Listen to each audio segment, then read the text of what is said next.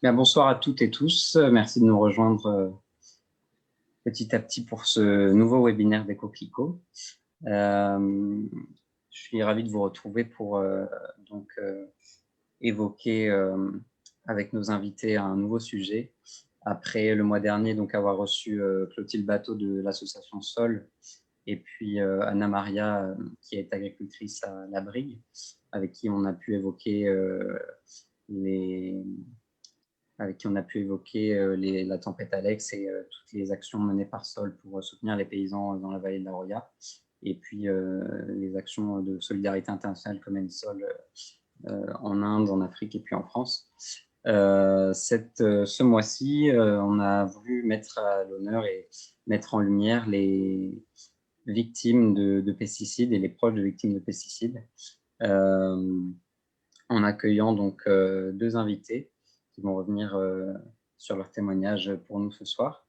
Donc Julien Guillard, qui est vice-président de Phytovictime, de l'association Phytovictime, qui a été créée en 2011 par Paul François, qui est toujours agriculteur et qui s'est battu longtemps face à Monsanto après avoir été empoisonné au glyphosate.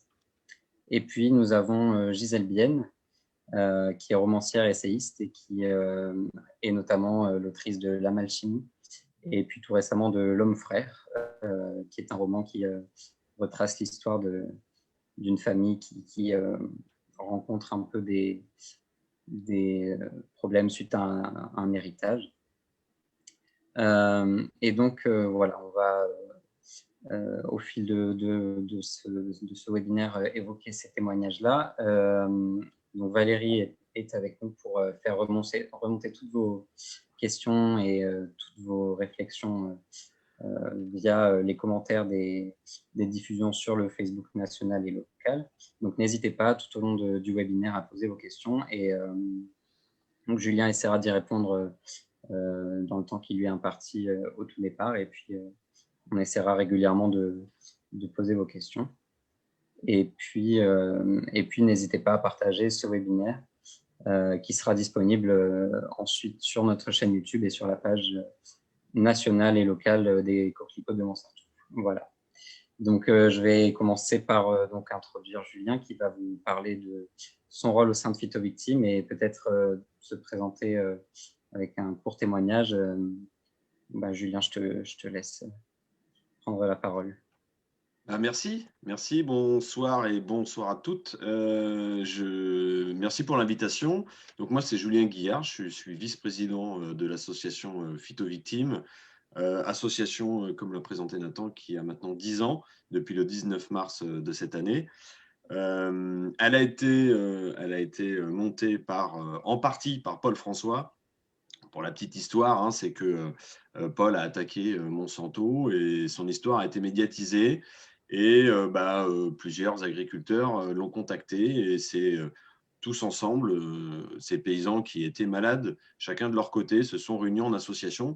Et le but, c'était, et c'est l'est toujours, c'est d'aider les professionnels victimes des pesticides.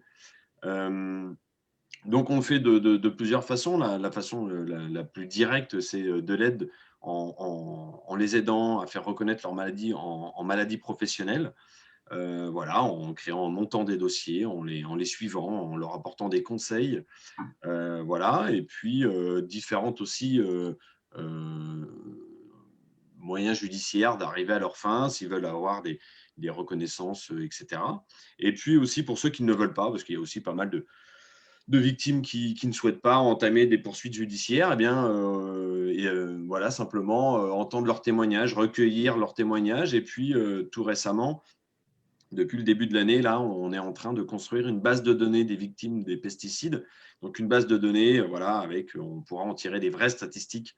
Voilà, on a à peu près, nous, on suit environ 500 professionnels victimes des pesticides à l'association, un petit peu plus maintenant, parce que c'est environ une victime, 5 par semaine. Alors bon, voilà, il y a des semaines où c'est un peu plus et des semaines un peu moins. Quand il y a de la médiatisation, mais tout de suite, il y a beaucoup de demandes.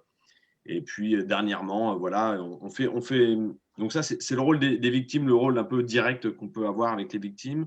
Et puis après, à l'association, on a tout le rôle de sensibilisation. C'est important, c'est d'aller voir les futurs utilisateurs des produits chimiques, agricoles, en leur disant que voilà, vous utilisez des produits chimiques, vous faites comme vous voulez, mais faites-le en bonne intelligence et ayez conscience des risques que vous prenez pour votre santé et celle de vos proches. Alors avec voilà, des échanges avec des élèves, alors c'est surtout dans les lycées agricoles, mais on fait aussi voilà, des échanges avec les professionnels qui utilisent, parce qu'on parle beaucoup agriculture, les pesticides, c'est surtout agriculture, mais malheureusement, il y a énormément de professions qui sont touchées par l'utilisation des pesticides et les maladies. Des professions dont peut-être on n'imagine pas, mais alors peut-être un peu moins maintenant, parce que grâce à la loi Labé, les collectivités n'ont plus à utiliser de produits chimiques, mais bah, il y a tous les agents de la DDE, il y a des agents des mairies qui avant traitaient énormément dans les cimetières. Il reste toujours une partie des agents municipaux qui font les stades, etc. Parce que pour avoir des gazons ultra propres, c'est pas par magie, malheureusement, c'est beaucoup de chimie. Même si j'ai vu que Éric Piolle, le maire de Grenoble, avait enfin réussi à sortir ses agents justement des parcs et terrains de foot, etc., de la chimie. Mais bon, il y a encore pas mal de communes où c'est compliqué parce que ça demande beaucoup d'efforts humains surtout. Et puis, il y a aussi les dockers.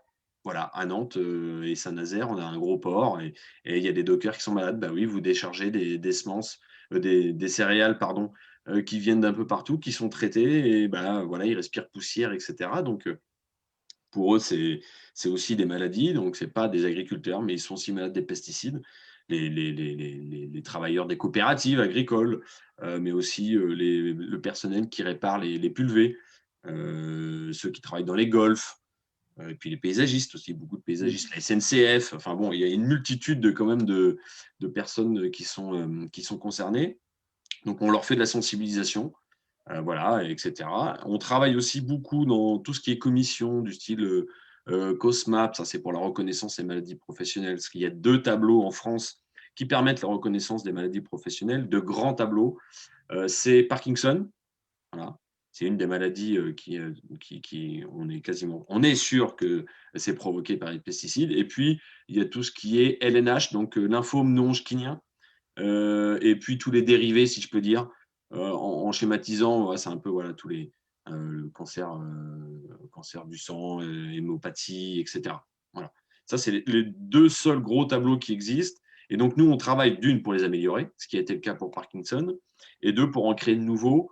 Et donc là, on travaille depuis maintenant quelques années pour que le cancer de la prostate soit reconnu en tant que maladie professionnelle induite aux pesticides. Alors, on ne peut pas dire que c'est uniquement Phytovictime qui est à l'œuvre derrière tout ça, mais c'est un gros travail, un gros investissement, du gros lobbying et pour que ça puisse se faire. Et il faut aussi se le dire, oui, on a participé à ça. Dernièrement, plus proche de nous, il y a quand même le fonds d'indemnisation des victimes des pesticides. Ce fonds d'indemnisation, bon, même si nous, on ne l'a pas voulu comme ça et on ne l'avait pas pensé comme ça, il a le mérite d'exister. Donc, on va s'en accommoder et on va faire en sorte de l'améliorer. Mais on l'avait fait voter par 2 fois au Sénat, parce que là, c'était vraiment Phytovictime qui portait la loi, et ça a été porté après forcément par des sénateurs, mais c'était nous qui étions à l'origine de ça. Et on l'a fait voter par 2 fois au Sénat, à l'unanimité, on était très heureux. Mais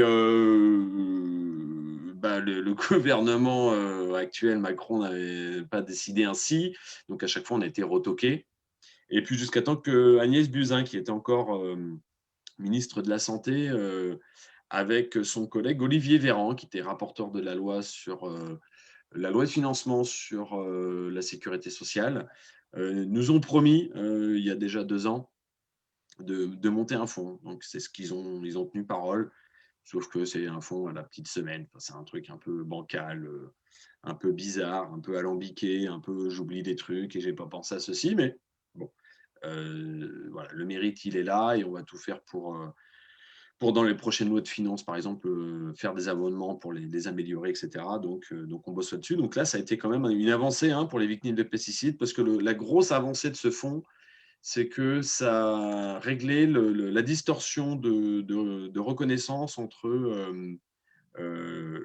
les salariés et les non-salariés. Voilà. Les agriculteurs non salariés touchaient moins qu'un salarié. Et ça, quand on est malade, c'est incompréhensible Il n'y a pas de différence à avoir. Et aussi, l'autre grande avancée, c'est les enfants. Enfin, les enfants d'agriculteurs malades des pesticides peuvent prétendre au fonds d'indemnisation.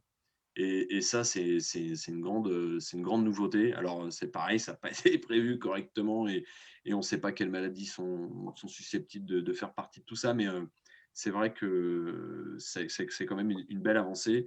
Et voilà, on est au conseil de gestion de ce fonds d'indemnisation et on fait entendre la voix des victimes des pesticides. Qu'est-ce qu'on fait d'autre? Eh bien, on a plein de projets, on fait des expositions, on a monté une exposition photo pour les lycées agricoles, pour justement toujours la sensibilisation. On est en cours de création d'une web série, justement toujours pour la sensibilisation, le monde agricole, mais une web série tournée sur l'Europe pour voir, se comparer aux autres, en fait. Voilà, qu'est-ce qui existe en France, les alternatives, les moyens de reconnaissance pour les travailleurs touchés par les maladies dues aux pesticides et comment c'est géré dans d'autres pays. Donc, on va aller voir en Allemagne, en Italie, en Espagne et en Pologne. Voilà, pour savoir qu'est-ce qui se fait ailleurs, etc. Et on ira rencontrer des victimes, on ira rencontrer des porteurs d'alternatives agricoles et puis des décideurs politiques. Voilà, qu'est-ce qu'ils comptent faire pour améliorer les choses, etc., etc. Dernièrement, et puis pour finir un peu sur l'association, dernièrement, on s'acharne maintenant pour les Antilles, parce que la métropole, c'est bien, on est une association nationale. Forcément, les Antilles, ce qui est compliqué, c'est que c'est pas à côté et que la différence entre la métropole et les Antilles, c'est que ils ont à peu près qu'un seul problème, c'est la chlordécone. Mais c'est un énorme problème. Et puis surtout, d'après les premiers éléments, c'est que ça déclencherait euh, enfin, la maladie due au chlordécone, ce serait le cancer de la prostate. Malgré ce qu'a dit Macron, que non, il ne faut pas dire que ça apporte le cancer, mais malheureusement, voilà, c'est malheureusement le cas. Les cancers de la prostate en Martinique et en Guadeloupe sont phénoménales. Et donc, on va aller là-bas très bientôt. Alors, on devait partir en délégation mi-avril. Je ne sais pas si ça va pouvoir se faire, avec l'idée d'avoir une antenne à Fort-de-France. Voilà, une antenne phytovictime à Fort-de-France pour enfin, malgré que le fonds d'indemnisation, hein, les victimes des DOM-TOM peuvent y souscrire, mais c'est pas facile. Hein. Vraiment, pour eux, c'est compliqué, c'est loin et il faut vraiment construire les dossiers de manière sérieuse. Et donc, oui, on va sûrement ouvrir un bureau là-bas. Donc voilà, ça, c'est les derniers projets en cours, les derniers gros projets. Et puis, si je peux témoigner comment je suis arrivé à l'association, moi, j'ai 38 ans, je suis de Nantes, je ne l'ai pas dit, je suis assez loin, en fait. Phytovictime, comme c'est national, on est un peu partout, un peu dispersé sur la France. Donc, j'ai 38 ans aujourd'hui, et en 2016, on m'a diagnostiqué un lymphome non-hodgkinien. Et mon hématologue m'a dit, c'est bizarre parce qu'à votre âge, donc j'avais 32 ans, bah, c'est pas normal, il y a quelque chose. Et donc, elle m'a posé des questions sur mon parcours professionnel, voilà, ce que doit faire normalement tout bib hein, quand il y a des maladies un peu.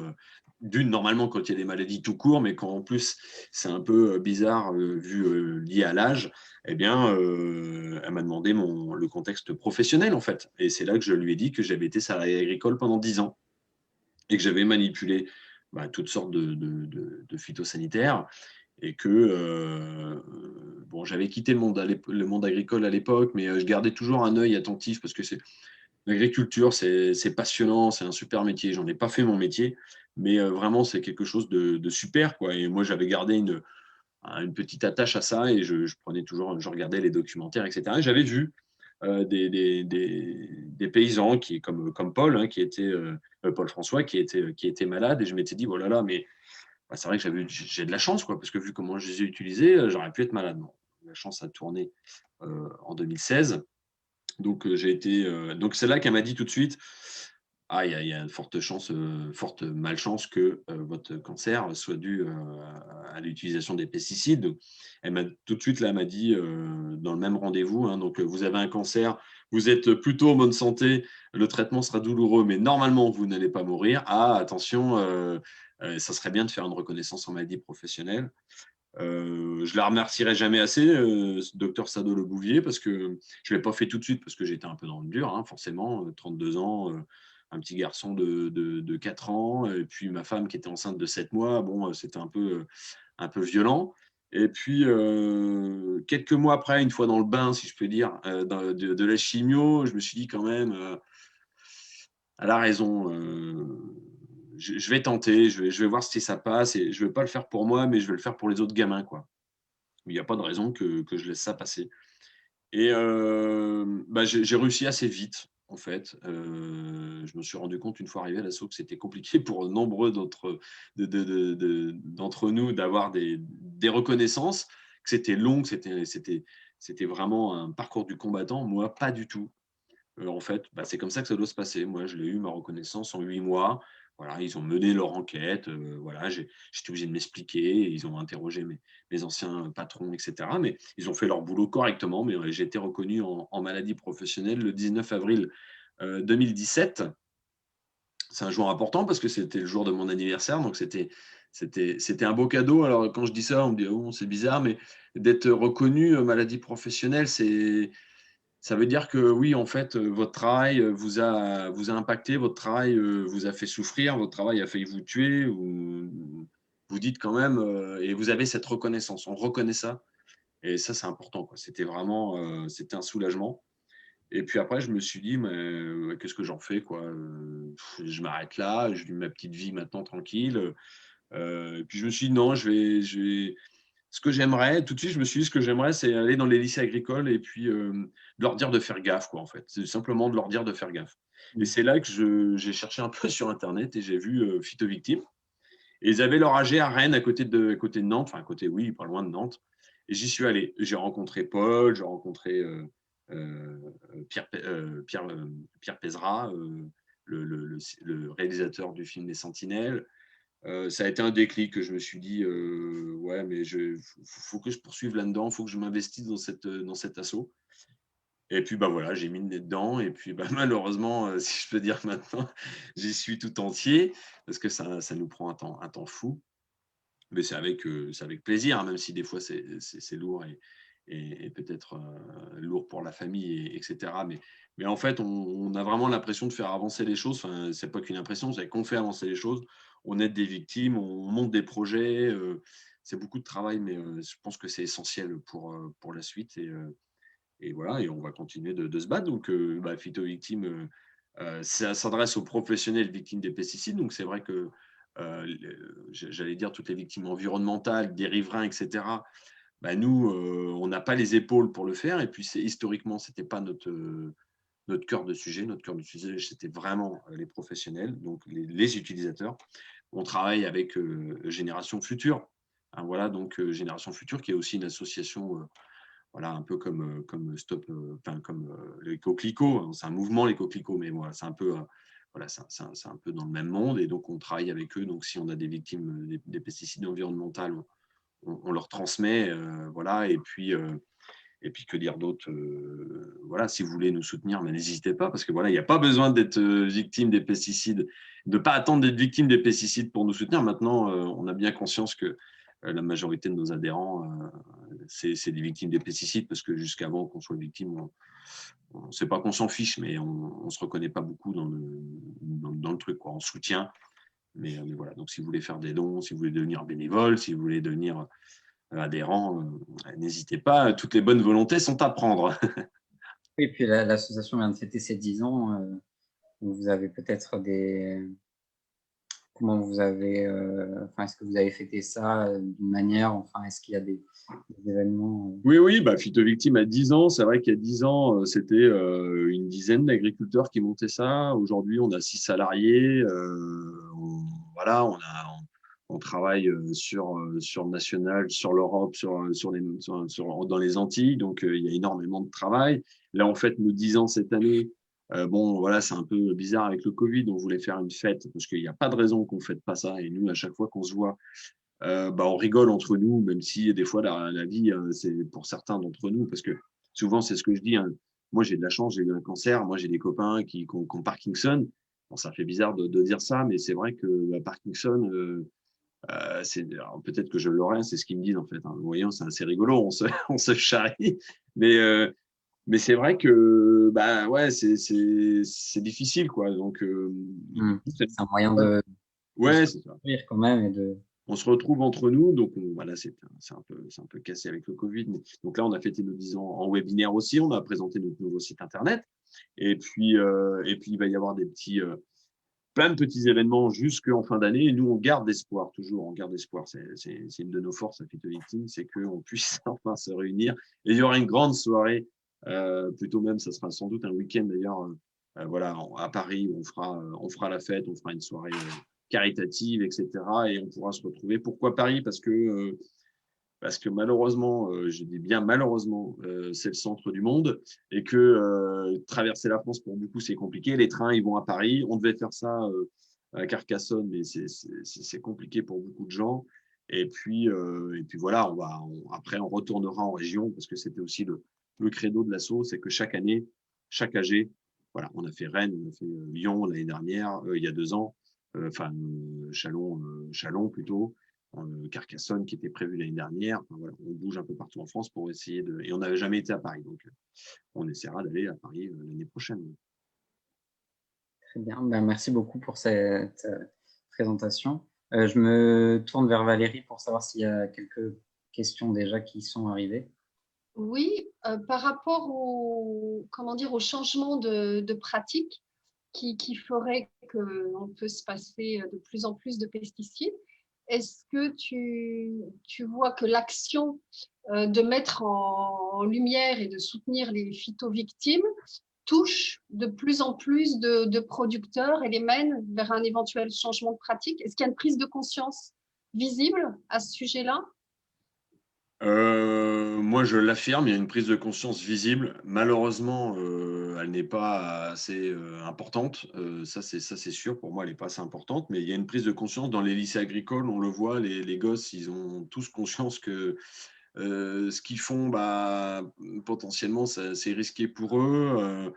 Et après, dans les pratiques agricoles, ils font de plus en plus attention, pas assez encore. Il y a toujours des comportements un peu dingues. Mais après, nous, on ne quantifie pas, hein, c'est un peu au doigt mouillé. Hein. Mais si, je sens quand même qu'il y a quelque chose. Mais vraiment, c'est pas assez. Et c'est vrai qu'à l'assaut, en plus, nous, c'est ça qui est important. Des fois, c'est un peu bizarre je sais que pour certains, c'est compliqué à comprendre que nous, on n'est pas anti-pesticides. Nous, on ne va pas prôner le bio. Enfin, on ne va pas prôner plus le bio qu'autre chose parce que ça nous détacherait de tout un tas de victimes. Nous, les victimes, si elles viennent, elles n'ont pas de couleur politique à avoir. On s'en fiche si elles sont à la conf ou si elles sont à la FNSEA parce qu'entre nous, pour dialoguer avec les deux syndicats, la maladie n'a pas de couleur politique. Donc, nous, on ne peut pas nous, on est apolitique, on ne veut pas rentrer dans le sujet. Par contre, on a une doctrine qui est quand même très importante. On n'est pas anti-pesticides, mais on veut la fin des CMR, donc de tout ce qui est cancérigène, mutagène et reprotoxique. Cancérigène, tout le monde sait ce que ça veut dire. Mutagène, bon, ça change les gènes. Et reprotoxique, ça touche les modes de reproduction. Attention, ces molécules-là, c'est les pires. Et elles sont quasiment toutes, enfin en tout cas pour nous, il y a toujours des alternatives. Je pense qu'il y a vraiment toujours des alternatives. Donc là, là-dessus, nous, c'est pour ce qu'on milite. Hein. Et faut bien comprendre avec les CMR, c'est que c'est des molécules tellement pourries, pardon du mot, mais c'est-à-dire que moi, je peux les utiliser. Moi, je les ai utilisés. Bon, je suis malade, mais il y en a qui ne sont pas malades et que c'est les enfants qui sont malades. Voilà. Ça se transmet hein, comme ça. Et d'où l'intérêt du fonds d'indemnisation et d'indemniser les enfants d'agriculteurs, parce que derrière ça, ils savent très bien que ce qu'ils ont utilisé comme molécule, comme produit, contient des molécules CMR qui peuvent endommager, enfin qui peuvent apporter des maladies. Alors ça ne sera peut-être pas des Parkinson, enfin on n'en sait pas vraiment grand-chose parce qu'avec les perturbateurs endocriniens, c'est tellement incroyable que c'est difficile à quantifier et à vraiment savoir qu'est-ce que ça peut apporter, mais vraiment les problèmes de reproduction chez les enfants. C'est-à-dire qu'eux, ils n'ont jamais touché un produit de près ou de loin et ils ont des problèmes de reproduction. Et puis des fois des maladies, des retards, on connaît tous la vallée des bébés sans bras. Je sais qu'à côté de Nantes, il y a Sainte-Pazanne où il y a eu des cancers pédiatriques importants. Ils n'ont pas trouvé, ils n'ont pas vraiment trouvé, su dire que la cause de tout ça. C'est bizarre, à Sainte-Pazanne, il y a des cancers pédiatriques. Voilà, c'est vrai que ça, c'est important. Alors, les pratiques, elles changent, mais il y a quand même un gros frein économique aussi. Il y a beaucoup d'agriculteurs qui peuvent se mettre au bio. Ça, c'est sûr. Tout ce qui est ferme pour les cultures élevage, avec un minimum de volonté, d'apprentissage, de formation, d'envie, ils peuvent, pas facilement, mais ils peuvent le faire. Par contre, il y a énormément de productions où c'est compliqué parce qu'ils font de la monoculture, parce qu'ils ils exercent sur des sols qui ne sont pas aussi bons qu'ailleurs, etc. Et pour eux, c'est très compliqué. Malgré tout, pour le vivre quasiment au quotidien, ces personnes-là peuvent réduire leur intrant chimique de 30 à 40% aisément en appliquant des méthodes alternatives finalement assez simples. Dès qu'on s'y intéresse un peu, c'est sûr que si on ne veut pas s'y intéresser, tout est compliqué. Mais oui, c'est possible. Et d'ailleurs, la majorité des agriculteurs le font. Peut-être pas assez encore, mais ils s'en préoccupent après. C'est toujours pareil. Le zoom est beaucoup mis sur des agriculteurs, pardon, mais type FNSEA ou etc. Et qui disent que non, c'est pas possible. Mais il y a aussi beaucoup d'agriculteurs qui, dans leur coin, sans rien dire, font énormément pour améliorer les choses. Et voilà, il faut les soutenir du mieux qu'on peut. Oui, et puis leur dire que c'est pour leur santé quand même. Il faut accentuer ce discours dans ce sens-là. C'est quand même.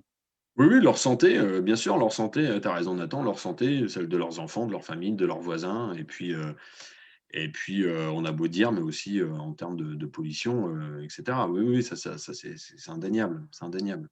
Mais c'est pas simple de changer sa vision du travail. Voilà, c'est compliqué. Hein. Vous rappelez-vous des taxis quand Uber ils sont arrivés, ça a été d'une violence terrible. Pour les agriculteurs, c'est la même chose. Voilà, il faut qu'ils se remettent en question, il faut qu'ils changent leurs pratiques. On leur a dit qu'il fallait qu'ils produisent de manière industrielle, il fallait qu'ils produisent beaucoup. Et maintenant, on leur dit non, en fait, c'est plus ça qu'on veut. Maintenant, on veut de la qualité, on veut que vous fassiez des efforts sur les intrants. C'est possible, mais c'est vraiment une profession qui, quand on fait vraiment le retour, a beaucoup changé, a fait beaucoup d'efforts. Là-dessus, hein, quand on parle de la Seconde Guerre mondiale, même si maintenant ça date, ils ont quand même beaucoup progressé. Alors, on a un message, quelqu'un nous signale qu'il y a une permanence phytovictime dans le 44 à Saint-Herblain. Oui. Donc, j'imagine ils nous font un petit coucou. Une autre question, est-ce que les produits phytosanitaires sont dangereux pour les joueurs sur les terrains de foot aussi? Tu sais ça? Oui. Déjà, coucou. Alors je sais un peu qui c'est. Je crois que c'est Didier Gérard. Hein, voilà, que c'est un élu de la ville de Saint-Herblain. Pas à coup sûr, mais presque. Donc, salut Didier. Donc, pour la permanence à Saint-Herblain, oui, c'est le cas. Malheureusement, avec le Covid, on a dû annuler, hein, forcément, parce que c'est compliqué. Alors, pour les joueurs de foot, oui, forcément. Vous savez, dans l'application des produits phytosanitaires, il y a un délai de réentrance. C'est-à-dire que quand vous appliquez des produits, normalement, vous devez attendre un certain temps pour rentrer dans le champ. Je pense qu'il y a la même chose. Je ne connais pas spécifiquement les produits utilisés sur les gazons, mais je pense que c'est la même chose.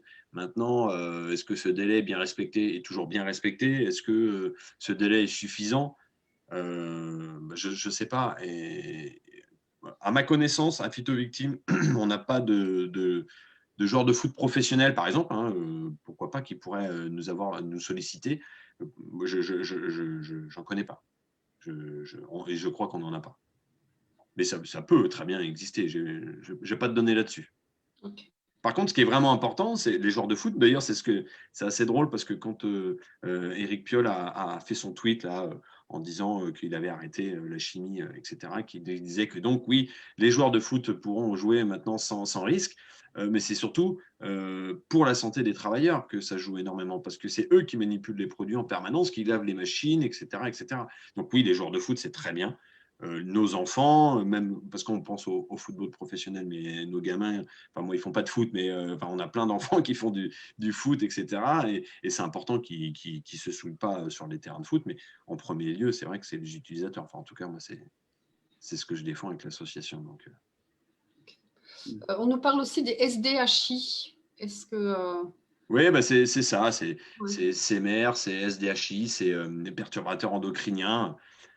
Pardon, c'est toutes ces choses qui sont c'est des saloperies. Après, c'est toujours pareil. Là, on parle aussi des néos. Bah voilà, ça a été interdit et puis c'est autorisé. Pourquoi? Parce qu'on n'a pas trouvé de solution alternative, parce qu'on n'a pas misé assez sur la recherche pour trouver des solutions alternatives. Est-ce qu'il fallait les réutiliser ou pas? J'en sais rien. Moi, je n'étais pas sur le tas, je ne vois pas vraiment le travail qu'il faut faire. Mais ce que ça dit, c'est que, bah, encore une fois, ça c'est comme pour le glyphosate, on veut l'interdire, c'est très bien, ça fait le focus sur les pesticides, mais le glyphosate, ce n'est pas le produit le plus dangereux pour nous. Pour nous, c'est bien, si on veut l'interdire, c'est bien, mais si c'est pour réintroduire ou introduire de la chimie qui est encore pire, bah, nous, on ne voit pas tellement l'intérêt pour les utilisateurs. Nous, l'intérêt, OK, c'est peut-être une saloperie de glyphosate, certainement d'ailleurs, d'ailleurs, en plus, moi, je peux en parler vraiment librement parce que quand j'ai été paysagiste pendant un certain nombre de temps et je traitais qu'au glyphosate parce que c'est un produit qui est formidable. Ça permet d'être une vraie feignasse au boulot parce que ça permet de détourer les parties à tondre, etc. Et c'est vrai que bah, ce produit, moi, j'en ai été souillé pendant très longtemps et j'avais un pulvé qui fuyait. Et donc, en partie, mon LNA, je suis quasiment persuadé qu'il est dû au glyphosate. Mais je me dis, OK, ça m'a apporté vraiment des difficultés et j'en ai essuyé des rondes serviettes pour mon cancer. Mais est-ce que si jamais on l'interdit, ça ne va pas être remplacé par pire? Non, voilà, ce qu'il faut, c'est interdire, c'est bien, mais il faut que derrière, il y ait une solution alternative ou quelque chose qui soit moins impactant pour les utilisateurs et l'environnement. Ouais. Alors, il y a peut-être une dernière question. Quel est votre rapport avec la FNSEA qui gère la plupart des lycées agricoles? Alors, la FNSEA ne gère pas la plupart des lycées agricoles, mais derrière la question, alors nous, le rapport avec la FNSEA déjà, le rapport avec la FNSEA, bah, c'est un syndicat agricole, donc nous, on est en commission avec eux comme on est en commission avec la Confédération paysanne, comme avec la CGT pour les salariés ou la CFDT, enfin voilà, tous ces syndicats, nous, on n'a pas plus d'affinité avec eux qu'avec d'autres. Mais derrière la question, je la comprends, c'est-à-dire que quand on va dans les lycées agricoles, bah, on a des fois des difficultés à rentrer dans certains lycées qui sont, je ne sais pas s'ils sont plus gérés par la FNSEA ou pas, mais voilà, on a plus de difficultés que d'autres. Par contre, dans les lycées privés, dans les lycées publics, on n'a aucune difficulté. On fait tous les lycées publics, enfin, tous ceux qui nous invitent, parce que malheureusement, c'est toujours pareil. Hein, pour aller témoigner, on est assez peu en France à témoigner, donc c'est compliqué. Mais bah, on peut citer le lycée de Saint-Herblain, qui est à la pointe. Voilà, c'est un lycée public qui est à la pointe là, sur les alternatives, sur le bio, sur comment faire autrement. Il y a l'Heureux à côté de Rennes, il y a Poitiers auquel on travaille, et là, il n'y a aucun problème. On fait des classes entières, mais aussi on fait des lycées privés. Hein, mais et si je finirais là-dessus, en fait, ce qui vraiment est important et pourquoi on arrive à rentrer aussi, alors même si on a des difficultés, mais quand même on arrive à rentrer dans ces lycées, c'est qu'on n'est pas anti-pesticides. On n'a pas une politique de dire nous, ce que vous faites, c'est pas bien, il ne faut pas faire des pesticides, il faut faire que du bio, etc. Non, nous, on n'a pas ce discours-là. Ce qui fait que finalement, même si c'est difficile, une fois qu'on est rentré, qu'ils nous écoutent, ils ont compris notre démarche. Nous, notre démarche, c'est faire de la sensibilisation et de leur dire aux gosses, vous allez faire un super boulot. C'est un métier fantastique que vous allez faire. Vous le faites de la meilleure façon, la façon dont vous voulez, le mode de production que vous voulez, mais faites attention à vous, faites attention aux autres quand vous utilisez les produits, parce que derrière, les conséquences peuvent être dramatiques. Voilà. Et je ne vois pas je ne vois pas ce que ça pourrait déranger la FNSEA. Ce discours, en tout cas, s'ils ne l'entendent pas, là, c'est vraiment très grave. Mais ce n'est pas le cas. Hein. Une fois qu'on a dit ça, c'est possible. Mais voilà. Très bien. C'est tout, Valérie, pour les questions, de toute façon. Juste un petit mot, j'ai vu qu'un livre allait sortir aussi, en plus des web-séries. Oui, en fait, il y a tellement de projets, c'est vrai que j'ai oublié le livre. En fait, bah oui, 10 ans, on a fait tellement de choses que c'est difficile en une demi-heure de dire ça sur un webinaire, mais donc on va faire un livre et puis on parle beaucoup de Paul François parce que voilà, ça a été notre président pendant pratiquement 10 ans, il a gagné contre Monsanto. Hein, enfin, bon, c'est pas fini hein, parce qu'il faut qu'il aille chercher l'argent maintenant. Et puis, bah, Paul, c'est vrai que c'est une figure médiatique. Mais il n'y a pas que lui, il y a plein, hein, Denis, il y a Pascal, il y a Gilbert, il y a tous ces gens-là qui ont participé et c'est leur rendre hommage. Et puis aussi tous les politiques qui nous ont aidés. Voilà. Ça, il ne faut pas l'oublier, c'est qu'il y a des politiques derrière qui nous ont toujours soutenus. Dominique Potier, j'ai cité tout à l'heure Didier Gérard, mais il y a aussi la sénatrice Nicole Bonnefoy de Charente. Enfin voilà, il y a quand même des gens qui nous soutiennent et c'était aussi de leur rendre hommage et c'était important de faire un beau livre. Et d'après les derniers mails que j'ai vus cet après-midi, ça a l'air d'être, ça va être sympa ce livre. Donc, il sera en précommande sur notre site internet et puis en vente prochainement, oui. Super. Merci beaucoup, Julien. Merci à vous. Ça va passer. Ben, écoute, je pense que ce sera la conclusion puisque je pense que tu dois nous quitter. Mais merci beaucoup d'avoir été avec nous, d'avoir pris le temps de témoigner pour nous. Et puis, voilà, on rappelle que ce témoignage sera disponible après en replay sur la chaîne YouTube des Coquelicots. Et en tout cas, on te souhaite une excellente continuation. Vous aussi, bon courage. Désolé de vous laisser comme ça, mais la vie de famille m'attend et la semaine était dure. Merci beaucoup. Merci, à bientôt. Valérie, Nathan. À bientôt. Au revoir. À bientôt. Au revoir. Et donc, à présent, on va pouvoir se consacrer à Gisèle Bienne, qui est avec nous et qui a pour point commun d'avoir connu de près également les conséquences de ces produits phytosanitaires, puisque donc c'est votre frère qui a été lui victime après des années en tant qu'ouvrier agricole à manipuler ces produits et qui en a fait les frais malheureusement. Et donc, pour lui rendre hommage quelque part et pour faire ce deuil et puis témoigner, vous avez écrit en 2019, vous avez publié La Malchimie aux éditions Actes Sud. Et puis, cette année, en mars, L'Homme frère qui a suivi, qui est un roman. Et donc, on va en parler à présent. Je vais vous laisser peut-être vous présenter rapidement et puis on reviendra sur ces deux livres qui sont très importants. Merci Nathan. Vous savez, je ne m'attendais pas à écrire un jour sur les produits phytosanitaires, ou en tout cas que les produits phytosanitaires interviennent et une grande place dans mon livre.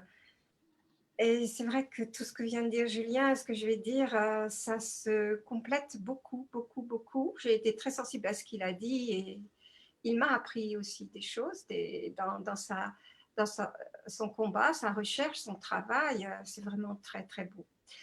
Moi, je suis la sœur, je suis la grande sœur du petit frère qui est ouvrier agricole aussi, salarié agricole, dans une toute autre région, puisqu'il s'agit de l'Est de la France, de la grande plaine céréalière crayeuse de l'Est de la France en particulier. Bon, vous voyez, la Marne, l'Aisne, l'Aube. Lui, c'est l'Aube. C'est l'Aube, c'est Troyes, la ville. Et il travaillait dans la région d'Arcis-sur-Aube chez un patron, donc pour un patron. Il a grandi sur une ferme et c'est dans l'Aube aussi, mais un peu plus loin, au nord de l'Aube. Et c'est le grand frère qui a repris la ferme et c'est le petit frère qui a été ouvrier pendant des années. Alors, il est plus âgé que Julien, donc ça veut dire qu'il a travaillé avec ces produits-là sur la ferme dans l'ignorance totale de leur nocivité, parce que c'est très récent le fait qu'on connaisse la nocivité des produits phytosanitaires. C'est vraiment, on ne se rend pas compte parce que maintenant on le sait davantage, tout le monde ne le sait pas, mais enfin on est de plus en plus nombreux à les connaître étant dangereux. Mais lui, si vous voulez, le changement radical, vous voyez, le glyphosate est arrivé en 76. Donc, le changement radical a eu lieu dans les années 80, 90. Et lui travaillait déjà, il a travaillé très tôt, hein, d'abord dans diverses fermes, jusqu'à ce qu'il trouve une ferme qui l'accueille d'ailleurs chaleureusement et pour toujours, donc avec un patron assez âgé qu'il aimait beaucoup. Après, c'est le fils qui a repris. Et lui, donc, était quand même beaucoup employé à faire les traitements. Et ce frère, je l'aimais beaucoup parce qu'on a eu une enfance, maintenant je la trouve belle, cette enfance, je la trouve. Non, quand j'étais jeune, je trouvais comme tous les jeunes qu'on était un peu, on y trouvait un peu quoi, à la campagne, mais en réalité, elle était très belle parce que c'était une enfance avant les pesticides. C'est-à-dire quand on gardait les bêtes dans les prés, vous entriez dans le pré, il y avait des sauterelles, il y avait des limaces, il y avait des papillons, il y avait des libellules, il y avait des taupes, il y avait des araignées, il y avait des salamandres, il y avait des grenouilles, il y avait tout ça, c'était merveilleux. Hein, vous avanciez dans l'herbe qui vous arrivait jusqu'au ventre et ça sautait, et ça bougeait, c'était beau. Bon, et puis dans les champs, c'était pareil. Mon père arrêtait la faucheuse lieuse et disait oh, mais attention, parce que là, il y a les alouettes qui ont fait leur nid. On vivait avec les bêtes, avec les mulots, et lui, il n'avait pas besoin d'être. Ça n'existait pas, le terme agriculteur bio. Ça n'existait pas. Il n'utilisait pas d'engrais aussi peu parce que ça coûtait cher, et puis il faisait comme toujours. Donc, j'ai vu tout changer. J'ai vu tout changer dans les années 70-80 sans en prendre la pleine conscience. Parce que à ce moment-là, De Gaulle, Pisani, ministre de l'Agriculture, ont changé complètement l'orientation de l'agriculture et ont décidé que la France allait s'enrichir avec l'agriculture et faire de l'argent. Alors, ça a été le marché commun, ça a été les crédits agricoles qui sont développés, ça a été les petites fermes qui ont eu du mal à s'adapter, auxquelles on ne consentait pas de gros emprunts parce qu'elles n'avaient pas les reins solides. Ça a été, comment vous dire, des conflits de génération très, très importants entre les pères et les fils. Les fils voulaient se moderniser, ce qui pouvait se comprendre. Moi, à 16 ans, 17 ans, je lisais, mon grand frère, celui qui a repris la ferme de mon père, je lisais des guides agricoles Philips qui disaient comment gérer votre propriété, quels nouveaux produits utiliser, etc. Et moi, j'y croyais. C'était le progrès. La chimie était dans tous les domaines, pas seulement agricoles, mais même domestiques. Les lessives, les produits nettoyants, les peintures, les vernis, enfin tout. C'était le progrès. Et c'était des chercheurs. Et on avait foi. Autant dans la médecine, avec les vaccins qui avaient empêché les épidémies, on était persuadé que ça allait permettre de vivre mieux parce que les paysans, s'ils n'évoluaient pas, ils sombraient aussi.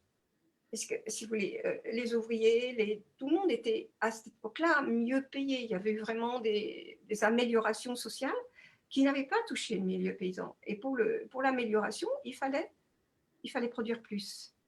Mon père ne voulait pas. Il ne voulait rien changer à ses habitudes. Bon, il n'y avait pas d'argent. Hein. C'était pas du tout facile. Moi, j'ai fait des études. J'ai fait des études secondaires et supérieures avec les bourses et en travaillant beaucoup. Bon, c'est tout. Mais le grand frère, lui, il s'est dit, moi, bon, on va quand même essayer de moderniser. Et puis le petit frère qui n'a pas pu travailler avec lui parce que la ferme était sans doute trop petite est parti se placer. Et lui a vraiment beaucoup, beaucoup utilisé les pesticides en pensant que c'était bien, sans se protéger du tout. C'était, à la limite, la chimie le protégeait des maladies. Ça peut paraître paradoxal. Et il y avait une chose dont j'avais conscience. Donc, j'ai eu conscience petit à petit quand j'ai habité dans la plaine avec mon mari à l'époque, qui nous semblait dangereuse, c'était les engrais. On parlait des engrais chimiques. On disait ça, c'est dangereux. Les phytos, comme il disait, hein, il y avait un entrepôt où ils allaient les chercher. Ensuite, ils les mettaient dans leur cour à l'air libre. Hein. Il n'y avait même pas le local qui a maintenant, vous savez, blindé pour pas qu'il y ait des émanations. Ils faisaient ça dans la cour, ils remplissaient la cuve comme ça. Et si vous voulez, on avait conscience que les engrais, c'était mauvais parce que dans la plaine où j'ai habité pendant un moment, jeune mariée, on mesurait le taux de nitrate. Et les nitrates dans l'eau, ça la rendait c'était non potable. Ça a dépassé de beaucoup, beaucoup, beaucoup à cause des engrais. Mais jamais on nous a parlé des produits phytosanitaires qu'ils utilisaient déjà beaucoup dans les champs de maïs, dans les champs de... Alors un jour, ça a été pour moi vraiment un changement radical. J'habite à Reims. La région est très touchée, l'Aube aussi, c'est des départements qui arrivent en tête pour l'utilisation importante des produits phytosanitaires parce que ces deux régions sont des plaines céréalières et ont le vignoble qui produit le vin de Champagne. Donc il y a énormément, enfin il y a, je ne dirais pas énormément, mais il y a quand même de nombreux cancers chez les agriculteurs et chez les viticulteurs. Les viticulteurs utilisent aussi beaucoup de produits chimiques, en particulier des fongicides contre les champignons. Donc un jour, je reçois un coup de téléphone, ça s'est passé comme ça. On me dit, ma belle-sœur me dit, voilà, ton frère est à l'hôpital à Reims, il a une leucémie aiguë, myéloblastique. Donc sur le moment, je ne comprends pas quoi c'est le coup d'assommoir. Je sais que le terme leucémie fait peur et me fait peur. Puis c'est le petit frère avec qui j'ai grandi, j'ai travaillé, j'ai fait les moissons, j'ai enfin tout fait, quoi, joué. Enfin c'est comme une partie jumelle, quoi. Je l'aime beaucoup et il habite loin de Reims. Hein. Il habite à plus de 100 km, 120 peut-être. Ils ne vont pas pouvoir venir facilement le voir. Moi, j'habite à Reims et la ligne de tramway, le tramway passe sous mes fenêtres, me mène directement au terminus du tramway, hôpital Robert Debré. Hôpital Robert Debré. Chambre stérile, cas quand même déjà grave. Voilà. Alors, c'est, comment vous dire, est-ce que je connaissais les produits phytosanitaires et leurs dangers? Oui, quand même. Bon, j'évitais d'acheter des produits trop traités, les fruits, les légumes. Je faisais un peu attention, mais je n'avais pas mesuré. Je n'avais pas mesuré quand même les dangers réels. Et en plus, oui, j'avais découpé des articles dans des revues, mais vraiment, vous voyez, que tout le monde lit sur les dangers. Je commençais à avoir un petit dossier. Je me dis, mon frère, je vais le voir, bon, il allait commencer la polychimio très lourde pour sa maladie. On lui avait dit que, voilà, il serait traité, il y avait 3 étapes, etc. C'était ça, ou une évolution rapide du mal qui laissait peu d'issue favorable. Donc, il a accepté le traitement qui était extrêmement lourd. Donc, les chambres où vous arrivez, bien sûr, protégées pour le voir, entièrement masqué, bon, tout. Et je ne sais pas, je me suis quand même questionnée en voyant les visiteurs arriver, les visiteuses, parce que là où il était, il n'y avait pas beaucoup de chambres stériles, je ne sais plus combien, et je rencontre dans la salle où on s'habille, dans les vestiaires, une femme qui venait aussi de cette même région. Son mari avait, comme Julien tout à l'heure, un lymphome non hodgkinien. Ça avait l'air d'être assez grave. Elle venait le voir, on a parlé, et elle était très en colère contre Bayer, parce que mon frère utilisait beaucoup les produits Bayer. Je l'ai entendu m'en parler, en particulier le Folpel. Et donc, moi, je découvre, je l'écoute, et elle dit, nous, son mari était jeune, beaucoup plus jeune que mon frère, et elle dit, non, moi, j'ai une petite fille, mon mari, on va faire un procès à Bayer, parce qu'il est en train d'abîmer mon mari. Moi, je veux que mon mari s'en sorte. Là, moi, je réfléchis beaucoup, on échange de la documentation, je vais voir mon frère. Mon frère, il n'a pas du tout l'air d'avoir pris conscience que les produits phytosanitaires ont déclenché sa maladie. Et puis, à un certain moment, il y a un personnel, un homme qui passe et il reste un peu auprès de nous deux, on parle, il était très gentil. Et je découvre que dans cette partie de l'hôpital où il y a ces grands malades du sang, il y a une majorité d'agriculteurs.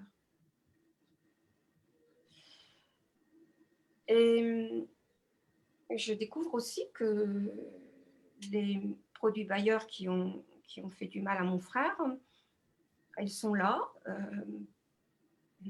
Les cathéters sont fabriqués par Bayer. Les poches où il y a les produits pour les transfusions de sang, pour enfin tout, c'est Bayer. Et je me dis, mais c'est pas possible, quoi.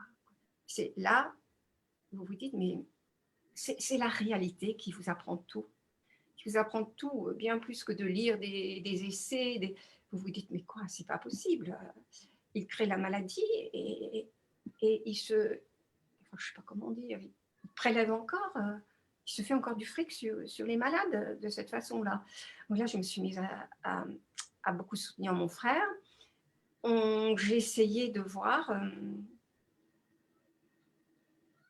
ce qu'il savait, ce qu'il ne savait pas, parce que c'était quelqu'un de très courageux, de très digne, de très gentil, de très drôle. Il entraînait les petits au football, il faisait beaucoup de choses, il rendait 1000 services. Enfin, c'était... Donc, j'essaie de me dire... je lui pose beaucoup de questions sur l'agriculture aujourd'hui, donc j'ai appris énormément de choses, évidemment, mais je n'avais pas perdu contact. Sauf que je ne savais pas tout ça. Donc, il me parle un peu, et quand il a entendu l'infirmier dire que la plupart des malades venaient du milieu agricole, ça a été un peu dur pour lui. J'en ai pas trop parlé avec lui. Quand je rentrais à la maison, je reprenais le tramway dans l'autre sens. Évidemment, je basculais dans ce monde où je cherchais, j'ai fait des recherches, j'ai lu des livres. Évidemment, j'ai consulté des documents, j'ai vraiment pioché la question. J'ai découvert l'histoire de Bayer, j'ai découvert l'histoire de Monsanto. C'est pas très beau, hein. Bayer n'a pas fait qu'inventer l'aspirine. Il a, par exemple, pendant la Deuxième Guerre mondiale, il faisait partie d'un cartel où une des firmes permettait de produire le cyclone B pour les chambres à gaz. Bon, il y avait aussi la Première Guerre mondiale où ils avaient fabriqué l'hypérite, c'est-à-dire le gaz moutarde qui asphyxiait. Vous voyez, c'est quand même des produits liés aux guerres. Bien sûr, les Français ne se sont pas gênés pour donner la réplique non plus à la Première Guerre mondiale. Bon, il y avait eu beaucoup de problèmes. Bon, Monsanto, il y en a eu des tas. Il y a eu l'agent orange. Bon, j'en aurais des listes et des listes. Donc, je découvre tout ça. C'est très, très intéressant aussi à découvrir, mais je passe mes nuits vers le petit frère. Bon, voilà quoi. Je ne suis pas une militante. Je ne saurais pas militer, je ne peux pas militer, je n'ai pas une âme de militante, j'aime les agriculteurs. Je suis comme Julien, je suis vraiment déchirée parce que, écoutez, dans mon immeuble, parce que beaucoup de femmes vivent en ville et finalement, les agriculteurs rentrent à la ville et repartent dans leur ferme. Donc moi, dans mon immeuble, il y a deux familles d'agriculteurs, il y en a une que je connais bien.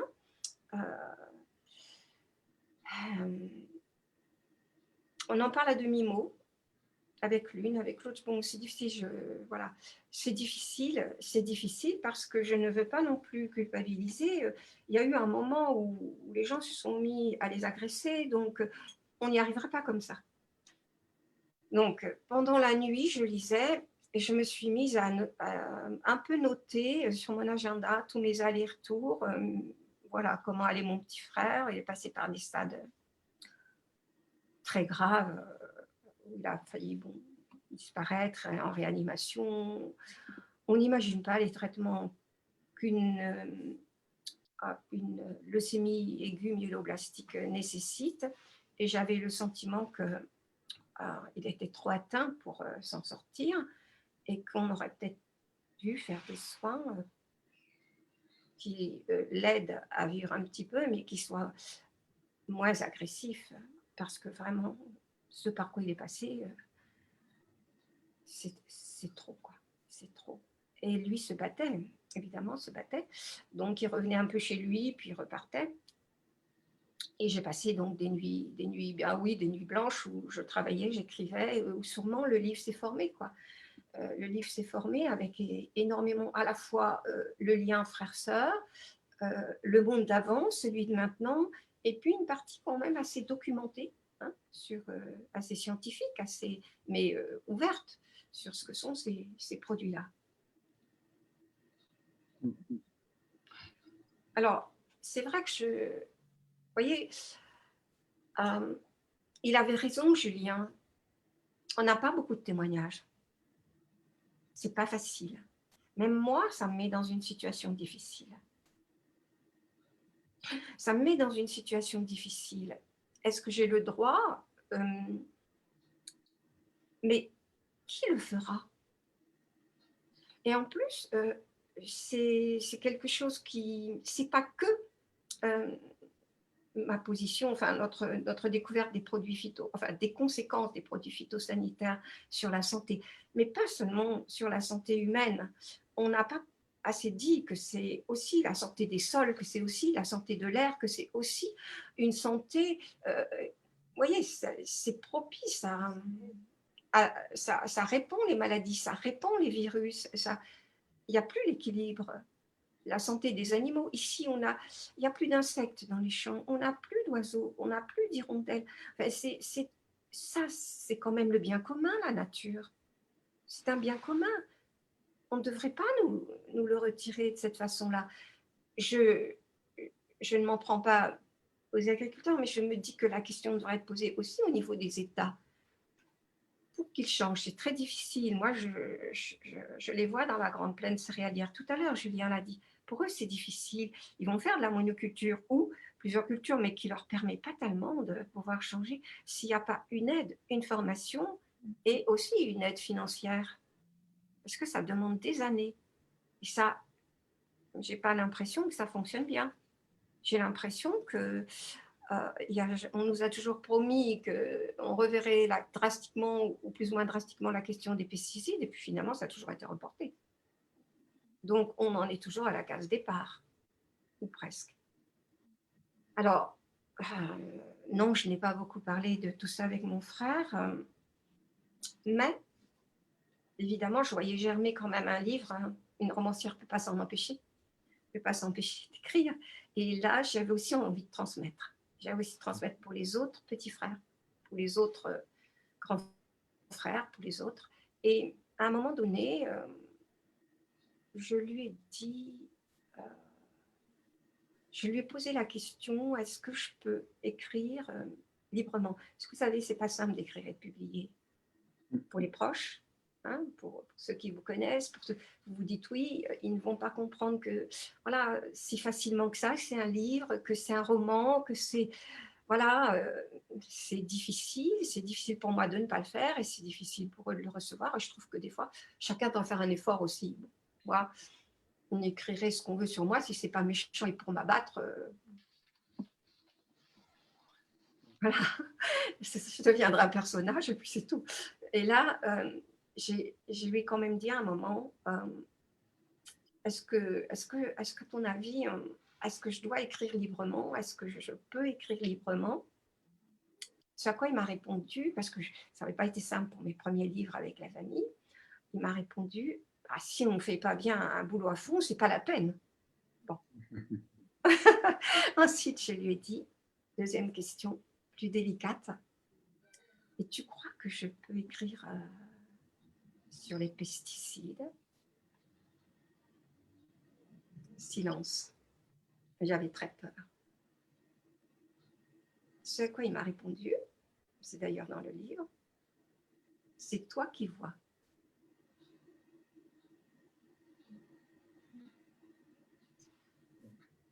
Il faut interpréter. Oui, c'est ça. Il ne disait pas non. Mm. Il disait plutôt, tu fais ce que tu veux, tu es libre.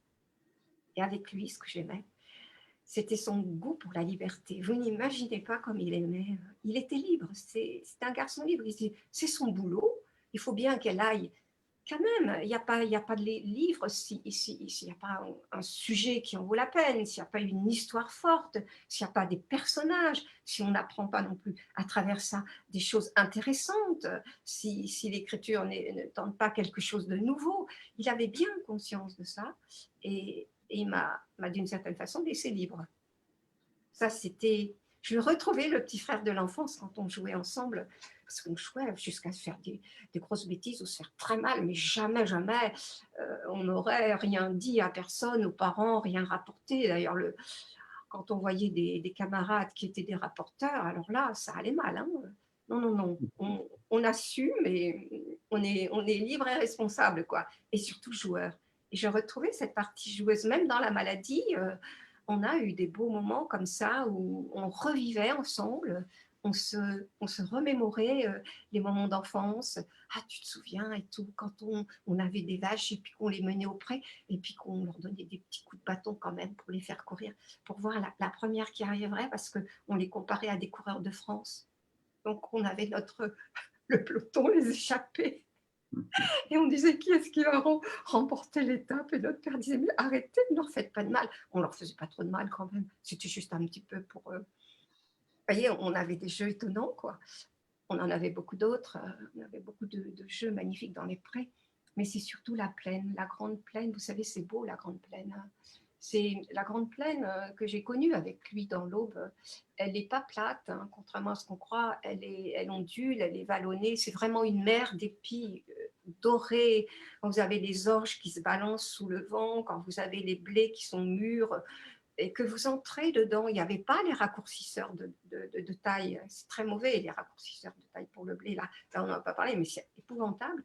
Vous entriez en fond, ça vous arrivait jusqu'au ventre, vous aviez l'impression d'entrer dans la mer, et en même temps, ça vous happe, et en même temps, la plaine, c'est l'horizon vert, ça vous projette très loin dans l'espace, presque plus que la montagne. C'est très, très fort, avec des chemins blancs, parce que c'est la craie pure là-bas. C'est de la craie. C'est vraiment, les chemins, c'est de la craie blanche comme du lait, mais qui brille sous le soleil.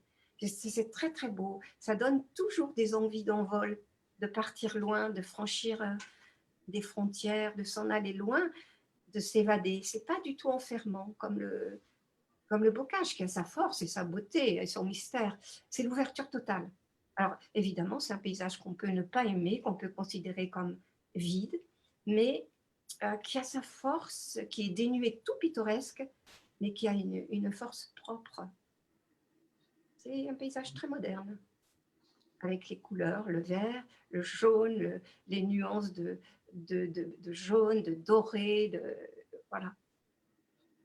C'est ça qui est important à dire. Je pense que c'est pas seulement un récit qui rapporte un témoignage difficile sur la maladie, c'est aussi une ode à ces plaines-là. Et, il y a beaucoup de poésie. Donc voilà, il faut pas avoir peur de se lancer dans la lecture de ce récit-là. Et ça peut... Il ne faut pas avoir peur, je pense. Il ne faut pas du tout avoir peur, parce que c'est pas écrit dans... D'abord, c'est pas pour faire peur, c'est un livre de plein de tendresse, hein, mais c'est aussi la vie, quoi. C'est la vie par quoi on passe, c'est tout. Et ces 9 mois, puisqu'il a été traité pendant 9 mois, ont été vécus par lui et moi comme, je sais pas, une richesse qu'on n'avait peut-être pas dans l'intensité sur plusieurs années, quoi. Parce que le temps prenait voilà, une concentration extraordinaire. Et du coup, la pensée est là, les rêves sont là, le travail est là, les jeux sont là. Et puis, le partage, la solidarité, tout ce que je lui ai apporté, et sa famille, il a beaucoup fait pour lui. En fait, il a eu de la visite tous les jours. Ils essayaient de venir très, très régulièrement. Sa femme, son fils, les amis de sa famille, de son fils. Il a été très, très entouré, vraiment très entouré. Donc, c'est beau aussi parce que on se retrouve humain, solidaire. Enfin, bon Dieu, ces pesticides, hein, quand même, vous savez, je les aime pas. Hein. Je fais la grande différence entre ceux qui les utilisent et qui souvent les subissent, mais parfois les revendiquent beaucoup aussi, et ceux qui en sont victimes. Et comment finalement vous est venue l'idée donc on l'a évoqué tout à l'heure, de publier un deuxième ouvrage qui s'appelle L'Homme Frère et qui est finalement un peu un prolongement de ce premier ouvrage. Quelle était l'intention? Peut-être que il y a aussi, je l'ai appelé roman, hein, donc on va parler plutôt, c'est la narratrice, c'est Gabrielle, c'est la même que dans La Malchimie. Je n'en sais rien parce qu'il est venu de lui-même, même s'il m'a coûté un énorme travail. Je voulais qu'il y ait chez Actes Sud une petite vignette où il y a ce chemin qui est un chemin de plaine où un petit garçon avance. Parce que voilà, c'était symboliquement le petit frère Et c'est une photo de Jean Loussief, j'aime bien certaines de ses photos. Comment il est venu Il est venu suite à la mort de notre, enfin pour eux, pour les personnages de leur père. Bon, moi, je dois dire que je suis un curieux mélange parce que ma mère n'était pas tellement du milieu agricole. Elle a grandi à Reims. Donc, j'avais les deux cultures de la ville, mais moi, je suis née dans une ferme. Donc, c'est ça que j'ai aimé et c'est là que j'ai grandi au contact de la plaine, du bocage et des bêtes et des frères et sœurs nombreux que nous étions, qui nous permettaient vraiment de beaucoup jouer et travailler ensemble. Et j'avais l'impression que je ne l'avais pas dit assez, pas épuisé, loin de là, parce que c'est inépuisable, tout ce contexte-là, d'une part. Et ces enfants, au moment de la mort du père, la mère est morte, ben voilà, il y a que va devenir la ferme. Il y a des problèmes de succession très importants. Et c'est incroyable ce qui peut se passer. Il se passe que vous vous rendez compte à ce moment-là de la place que vous avez occupée dans la famille ou de la non-place ou des rôles qui ont été les vôtres, les rôles que les parents finalement nous donnent à chacun sans qu'on s'en rende compte. Et ça va créer des tensions, ça va créer des injustices, ça va révéler des caractères. Et ça, c'était un sujet très intéressant sur le plan social, sur le plan humain, sur le plan historique. Et de plus, la narratrice, on la voit dans son travail quotidien aussi, animant des ateliers d'écriture pour la ville de Reims, essayant d'aider une jeune fille qui va mal, classée schizophrène. Elle l'est à certains moments, elle l'est moins à d'autres. Et on voit donc aussi comment vous dire, j'aime bien que tout soit lié, qu'il n'y ait pas d'un côté le travail manuel, le travail intellectuel. Ça ne veut rien dire pour moi. Donc, il y a ces temporalités entre ce que fait la narratrice avec cette jeune fille qu'elle aide, mais qui est difficilement, comment dire, améliorable sur le plan de la maladie, et ce qui se passe de l'autre côté par rapport à la ferme. C'est important pour moi que tous les aspects se mêlent dans la vie d'un être, et c'est difficile à écrire parce que nous sommes faits de divers aspects. Et dans l'homme frère, en fait, l'homme frère, c'est une expression que j'ai trouvée dans Artaud, Antonin Artaud, après qu'il a vu l'exposition Van Gogh. Il a été vraiment totalement remué et il a écrit quelque chose à son sujet, et parlant de Van Gogh, il a dit « c'est l'homme frère ». J'ai trouvé que c'était très beau. Parce que c'est un peu comme ça que je perçois les êtres, quoi. Pas dans une relation, comment je dirais, vous voyez, verticale, où il y a des hiérarchies, des chefs, des sous-chefs, des présidents, des sous-présidents, non, mais plutôt horizontale, où on est davantage, je ne parle pas forcément au sens chrétien du terme, simplement humain, davantage des frères et sœurs, tous, quels que soient nos âges. Et c'est ça aussi que je fais intervenir dans le livre, et comment aussi on peut se diviser, se séparer et ne plus être hommes frères à certains moments. Valérie, je me tourne vers toi pour savoir si peut-être il y a des réactions ou des questions pour Gisèle Bienne. Merci Gisèle. Je voudrais aussi remontrer, parce qu'on ne l'a pas bien vu quand vous l'avez montré tout à l'heure, ce petit garçon qui marche sur la plaine, le voilà. Et tout d'abord, il y a un petit mot. Alors, je ne sais pas si vous connaissez le scientifique Pierre Rustin. C'est lui qui a alerté sur les SDHI. Donc, il vous dit que votre témoignage est juste formidable. Voilà, il tenait à dire ce petit mot-là. Ensuite, on nous demande… Merci, hein, merci beaucoup. Oui. Est-ce qu'en interdisant le glyphosate, qui est un pesticide connu, cela ne lancerait pas les initiatives pour chercher et trouver une vraie alternative? Donc, est-ce que ce serait un début, la lutte contre le glyphosate? Mais c'est ce que disait Julien tout à l'heure. Hein. J'ai fait beaucoup de débats hein, avec la malchimie, hein, le livre. Et j'ai rencontré aussi Fabrice Nicolino. Lui, évidemment, les pesticides, il n'en veut pas du tout, du tout. Quand j'ai fait des salons du livre, des débats en librairie et dans différents lieux, j'ai rencontré un ingénieur agronome qui a dit ce que disait Julien tout à l'heure, que quand c'est difficile de tout arrêter dans les grandes plaines céréalières, en tout cas d'un coup, je l'ai expliqué, mais on peut véritablement réduire presque de moitié. Si les rendements ne sont pas aussi élevés que vous voyez, dans la grande plaine, ils vont jusqu'à 110 cathos à l'hectare parfois. Moi, quand j'étais petite, on faisait presque que 15-20, puis après un petit peu 40, mais c'est terrible. Et on n'aura pas un rendement aussi important, mais on pour acheter ces produits qui sont très chers et tous ces engrais. Donc là, je crois. Et ce que disait Julien aussi, c'est qu'il y a quand même certains produits phytosanitaires dont il ferait bon de se passer pour en prendre des beaucoup moins dangereux. Vous voyez, moi, je suis amie ici. C'est un ancien élève à moi. J'ai longtemps travaillé, enseigné dans un lycée viticole. Donc, vous imaginez, en pleine Champagne viticole. Et je suis restée amie avec mes élèves, avec plusieurs de mes élèves.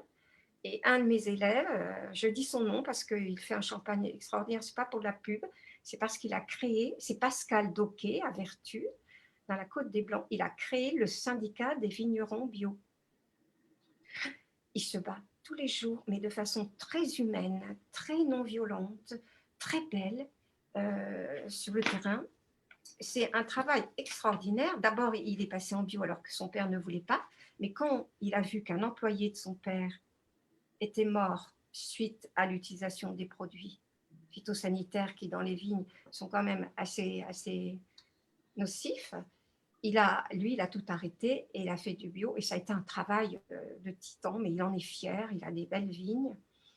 Et il a fait des conférences, il a créé ce syndicat. Au début, ils ont été 1%, ils ont été 2%, ils ont été 3%. Et maintenant, ils sont, je crois, 8%. Donc, c'est énorme. Et je pense que ça va continuer lentement, mais enfin, c'est plus si lent, mais sûrement. En tout cas, dans les vignes. Dans la grande plaine céréalière, ils se protègent davantage.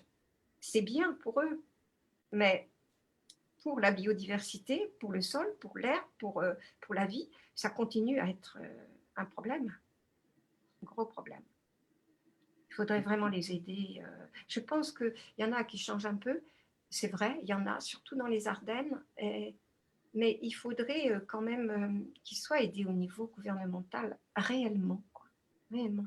Là, il y a une responsabilité des États. Voilà, j'ai une autre question. Le problème ne viendrait-il pas des décisions européennes, notamment des aides sur les pratiques agricoles nationales? Donc ça rejoint ce que vous disiez à l'instant, quoi. Il n'y a pas cette volonté des Oui, États, quoi. le problème vient aussi de là. Hein. Ça, quelquefois, on renvoie la faute totale aux agriculteurs. Moi, je suis très partagée à ce sujet. Je ne sais pas ce que j'aurais fait si j'avais une ferme. C'était mon rêve d'avoir une ferme avec mon petit frère. Mais on voyait les fermes comme quand on était petit, sur lesquelles on pouvait survivre. Il y en a qui en ont des comme ça. Mais c'est vrai que quand il y a des enfants, si vous voulez qu'ils aient un avenir, qu'ils fassent des études, vous ne pouvez plus vous contenter de ça. C'est impossible. Donc, alors les céréales en bio, oui, vous me direz, regardez Paul François, il a réussi. Il fait de la monoculture, je crois. Mais les aides n'interviennent pas dans le sens d'une évolution vers une réduction drastique des produits phytosanitaires. C'est un combat qui est mené actuellement pour la réforme de la PAC, justement, par tout un tas d'acteurs qui sont là. Et c'est important de le dire, c'est vrai qu'actuellement, la PAC n'encourage pas assez, en tout cas, largement pas assez. Non, quelquefois, je parlais avec un agriculteur, bon, assez franchement, parce qu'il avait conscience que ça pourrait être dangereux. Ça, c'est quelque chose qui a changé. Et il me dit, oui, mais moi je traite, mais je dis, pourquoi vous traitez de façon préventive? Vous pourriez réduire, puisqu'il n'y a encore pas de maladie, il n'y a rien. Et il y en a une certaine quantité, enfin, un certain nombre d'agriculteurs qui ont cessé de traiter de façon préventive, en se rendant compte que ça, c'était pas la peine. Oui, mais je me protège à l'avance de rien. Se protéger de quelque chose qui n'a pas lieu. Il n'y a pas de germe d'insectes, de maladies, de rien, vous voyez. Et il faudrait, bon alors, et c'est vrai, bon, Fabrice Nicolino disait non, aucun pesticide, aucun pesticide. Moi, à ce moment-là, je faisais un débat, j'avais fait un débat juste avant lui, je ne savais pas quoi répondre. Je ne savais pas quoi répondre. Je me disais, et si on y allait quand même progressivement? Parce que j'en vois qui y vont progressivement. On ne les fouette pas. Je le comprends sur le fond parce que c'est vraiment dangereux. C'est vraiment dangereux. Mais sur le procédé, je connais, il a fait un travail énorme, hein, il a sensibilisé du monde et c'est vraiment très très bien aussi tout ce qu'il a fait. Hein. Moi j'ai appris grâce à lui, j'ai lu ses livres, hein, je le trouve très intéressant. Mais en situation, je me dis qu'à chaque fois qu'on peut faire progresser pour réduire les pesticides, c'est déjà ça. C'est déjà ça. Je me souviens avoir vu un reportage donc, avec une équipe du CNRS Oui. Qui faisait des tests donc, chez les agriculteurs d'accord et accueillants sur des parcelles, des petites parcelles de terrain. Et au final, ils arrivaient à leur prouver qu'en changeant de pratique, ils n'y perdaient pas dans leur quantité de production. Donc, voilà, là aussi, il y a de l'action, quoi. Mais vous avez raison, hein, ça je crois. Seulement, il y a eu un moment, alors je ne sais pas comment c'est maintenant, parce que les mentalités ont changé et qu'on a beaucoup parlé des produits phytosanitaires et qu'ils voient qu'il y a beaucoup de maladies. Hein. Il y a vraiment beaucoup de malades. Et ce sont les malades des années 80-90 où ça s'est accumulé dans l'organisme tout doucement. Donc, ils se rendent compte, donc ils se protègent. En même temps, maintenant, c'est clair, ils se protègent de produits dangereux, alors qu'avant, la dangerosité n'était pas évidente. Je pense que la prise de conscience est là. Et avant qu'elle soit là, il y avait déjà quelques agriculteurs qui pratiquaient l'agriculture biologique, mais qui étaient vus comme des ennemis par certains, pas tous, les agriculteurs qui pratiquaient l'agriculture conventionnelle. Et c'était très dur. C'était très dur sur le terrain. Parce que, bon, ils sont amenés à se voir, à habiter le même village, à traiter de choses au niveau de la commune ensemble, etc. Et d'un seul coup, ça déclenchait des hostilités. Sur le terrain, c'était très délicat. Il y en a pratiquant l'agriculture biologique qui se sentaient mal. Voilà. Ils se sentaient mal, oui, de le faire, pas libre. Pas si libre qu'ils le faisaient, bien sûr, mais voilà. Ça aussi, c'était une question, les mentalités. Les mentalités sont difficiles à changer. Et puis, il a dit tout à l'heure, Julien, c'est vrai que on est sûr on est davantage sûr d'un rendement hein, avec la chimie. Là, nous avons deux témoignages. Oui. Quelqu'un signale que son frère, qui jouait souvent au foot, oui. a eu la paralysie supranucléaire progressive, même famille que Parkinson. Et jusque-là, ils ne savent pas si c'est lié aux produits phyto ou pas. Voilà, quelqu'un d'autre nous dit un paysage de monoculture est révélateur de l'usage intensif des pesticides, beauté mortelle des mers de céréales qui ondulent sous le soleil. Sans paysage diversifié, pas d'agriculture bio possible. C'est très beau ça, mais c'est franchement très vrai et très beau. C'est un paradoxe incroyable. Je vais souvent me promener dans la plaine. Elle est impressionnante parce que maintenant, si vous voulez, le champ de blé, il est tout jaune. Hein. Le champ de maïs tout vert, ça c'est d'un jaune citron incroyable, il n'y a plus une seule mauvaise herbe. Ça peut paraître très beau, une modernité, et en même temps, c'est ce qui vient d'être dit, c'est par l'effet de produits toxiques. On a ces couleurs pures, débarrassée de toute autre couleur qui mettrait des taches, qui ferait une plaine impressionniste hein, pour les peintres, mais c'est fini. Ça fait au contraire une plaine vraiment abstraite, quoi, aux formes et aux couleurs abstraites, qui a sa beauté, mais le paradoxe, c'est qu'il y a quelque chose de mortel quand même. Il a raison, ou elle a raison. Ça, c'est très, très beau. J'adore qu'on le montre, enfin, qu'on le dise comme ça. Parce que j'y retourne, moi, à chaque fois, elle m'attire, cette plaine. À chaque fois, je cherche. J'ai fait des photos, d'ailleurs. Oh, si vous saviez les photos que j'ai faites et tout, à chaque moment, à chaque saison, c'est beau. Et en même temps, je sais que dedans, il y a ça, quoi. Il y a ça. Gisèle, on a encore une question pour vous. Vous avez écrit beaucoup de livres pour les enfants. Oui. Avez-vous un projet vers les primaires pour raconter cette histoire? Oui, alors ça manque du côté des primaires. J'ai beaucoup écrit pour les adolescents et les préadolescents. Et pas beaucoup pour les plus petits. Et vous voyez, c'est pas facile, on n'y commande pas. Il y a comme une sensibilité qui joue, hein, qui me mène vers les adolescents. Et les petits, j'ai plus de mal, mais je pense que... et c'est vrai que en allant vers les préadolescents et les adolescents, c'était aussi, avec la Maison des écrivains et de la littérature à Paris, hein, j'ai beaucoup travaillé dans les classes, et c'était essayer de raccrocher des enfants qui avaient décroché de la lecture. Donc ça, à cet âge-là, il y en a beaucoup qui décrochent. Alors que les petits, ils aiment encore beaucoup les livres, ils aiment beaucoup lire, et ils ont beaucoup de beaux livres. Mais j'entends la question et je pense que ça va mûrir, parce qu'elle est importante.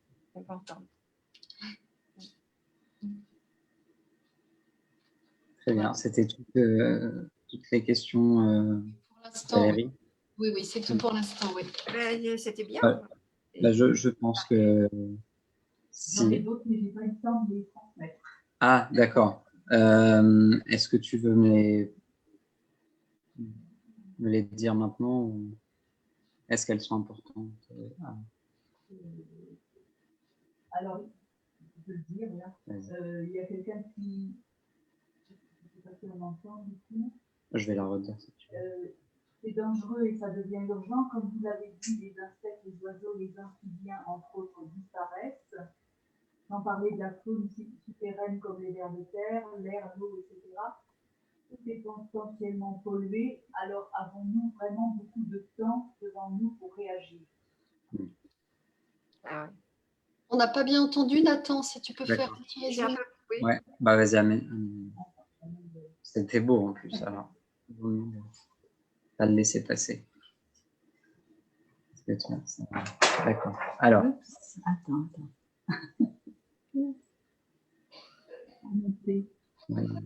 On va y arriver. Ah, alors, on nous dit, c'est dangereux et ça devient urgent. Comme vous l'avez dit, les insectes, les oiseaux, les amphibiens, entre autres, disparaissent. Sans parler de la faune souterraine, comme les vers de terre.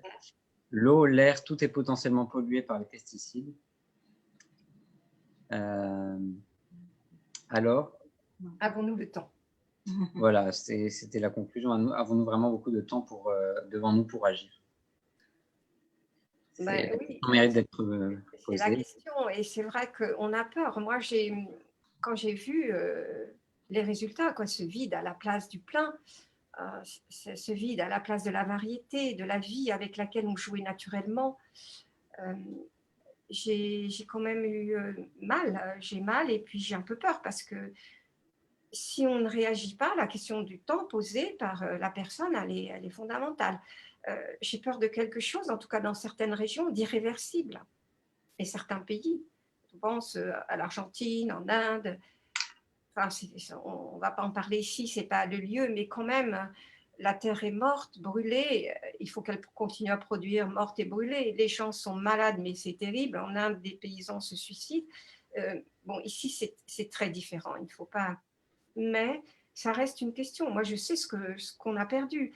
Je me souviens, j'avais écrit en 1983 un livre qui s'appelait Bleu je veux, qui était en point, en collection Point Seuil, et où je racontais l'enchantement avec mon petit frère qui est mort des produits phytosanitaires, de la beauté d'une journée ensemble dans un pré. Et je décrivais tout ce qu'on vivait, tout ce qu'on voyait. On voyait les toiles d'araignée avec les gouttes de rosée entre les herbes qui étaient tissées comme vraiment des napperons de dentelle. On jouait dans un fossé où il y avait les grenouilles, un autre plus loin, il y avait les salamandres. On jouait sous un saule où il y avait effectivement les vers de terre. Bon, il y avait, je ne vais pas énumérer tous les oiseaux, tous les bêtes, les petites bêtes, justement, les bêtes aussi souterraines, les taupes, les vers de terre, etc. Et ce livre-là, il a été vu aussi bien, tout à l'heure on parlait des primaires, à cause de toute cette, j'aime pas dire biodiversité, j'aime pas les mots d'aujourd'hui, enfin toute cette vie, et aussi bien dans les collèges, aussi bien chez les adultes. C'était une collection, point virgule, qui avait cassé la cloison qui sépare les lectorats. Et vous n'imaginez pas les élèves du primaire, du collège, des lycées, de quelle façon ils se sont emparés grâce à leur professeur du livre pour l'illustrer, écrire dessus, lui donner une suite et surtout avec un prof de dessin qui était remarquable pendant 1 an, l'illustrer d'une façon merveilleuse. Les libellules étaient d'une beauté, les papillons étaient d'une beauté, les sauterelles, je ne peux pas vous expliquer, on voyait une libellule à la pointe d'une tige qui brillait sous le soleil et derrière le grand saule où les enfants se réfugiaient quand il pleuvait. Vous imaginez le bonheur que c'était quand même. Eh bien, si j'étais née 30 ans plus tard, eh bien, je n'aurais pas pu écrire ce livre, je n'aurais pas vécu ça. Donc, on nous prive d'une richesse sensorielle importante qui nous fonde. Et ça, c'est très, très important. On ne se rend même plus compte, les enfants, de ce qu'ils ont perdu puisque ce n'est plus là. Et moi, je sais que ça m'a donné de l'énergie pour écrire. Ça m'a donné de la beauté. La beauté donne de la beauté, nous fait cultiver la beauté. Ça m'a donné du plaisir à vivre. Ça m'a donné, ça m'a porté, ça me donne encore l'énergie d'écrire sur ce qui ne va pas parce que c'est positif d'écrire sur ce qui ne va pas parce que c'est dire qu'on veut que ça aille mieux et montrer comment éventuellement on peut. Mais c'est, je sais pas, je me dis, mais je serais née 30 ans plus tard, je n'aurais pas écrit ce livre qui a été lu à des dizaines de milliers d'exemplaires et qui charme encore des gens quand ils peuvent le lire. Parce que si j'entre dans le même pré, mais il n'existe plus, le saule, il a été abattu, je ne verrai rien, c'est transformé en un champ traité. Et ça, la richesse sensorielle, hein, ce que nos sens peuvent vivre à travers ça, eh bien, ça s'est appauvri. Et ça, c'est une faute quand même contre la vie, quoi, contre les vivants. Et ça, c'est important. Et ça, la littérature permet. Et je pense que les 2 livres que je viens d'écrire, La Malchimie et L'Homme frère, permettent d'en prendre la mesure et de renouer avec ce qui est le vivant. Au moins en soi. Au moins en soi. Si on ne peut pas faire toujours des grands changements à l'extérieur, dès qu'on change, quelque chose changera. Je pense que c'est une magnifique conclusion pour ce webinaire. Merci beaucoup, Merci. Gisèle, de nous avoir livré. Merci Valérie et merci à vous tous. On peut remontrer peut-être rapidement, Valérie, si tu peux, les deux ouvrages gisèliennes, donc La Malchimie et L'Homme frère, paru aux éditions Accessibles, dont La Malchimie d'ailleurs a reçu le prix de Montsartou. Oui, le prix de Montsartou, justement c'est là qu'on s'est rencontrés, Nathan. Voilà, tout à fait. Et le prix Maurice Genevoix. Le prix Maurice Genevoix, et voilà, mon petit dernier, j'aime bien, c'est normal qu'on chouchoute le dernier. Enfin, voilà. Je les aime tous les 2, mais voilà. Bon courage à tous ceux qui nous ont suivis à les lire.